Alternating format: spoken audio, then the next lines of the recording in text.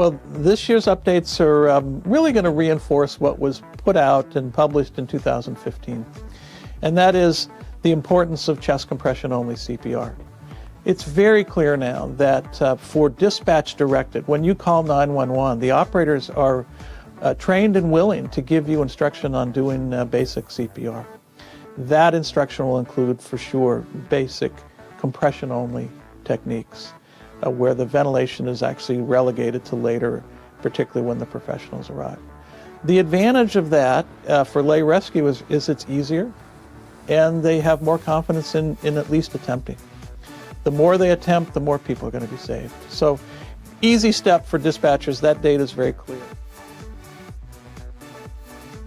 In pediatrics, the physiology is different, and we've always believed that those arrests are typically respiratory driven, so that frankly before the heart stops they often become quite hypoxic, losing most of their oxygen.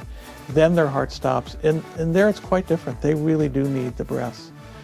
Though we still stand by the idea that compressions are better than nothing, both for adults and pediatrics. That breathing for adults, as we mentioned before, can wait. By the time the EMS will be able to make up the difference, and lives are saved by circulation, not ventilation, in the early minutes. So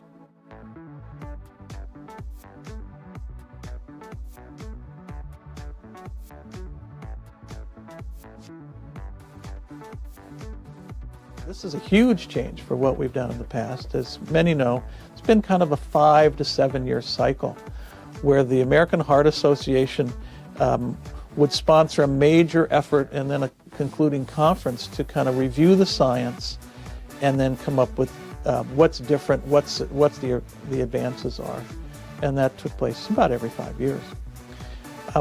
But science doesn't work that way. Science is a continuum, and when something important comes out in 2016, right after the last 5-year meeting, we can't wait until 2020 to really get this in the hands of providers and training. So this is our first effort to go to a continuous evidence evaluation, and then once a year to kind of summarize what's really come forth and what could make a difference in outcome for victims of sudden cardiac arrest.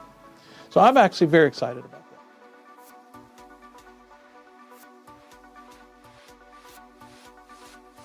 Yeah, so the goal for 2020 for the American Heart Association is to double the survival rates from sudden cardiac death and CPR efforts.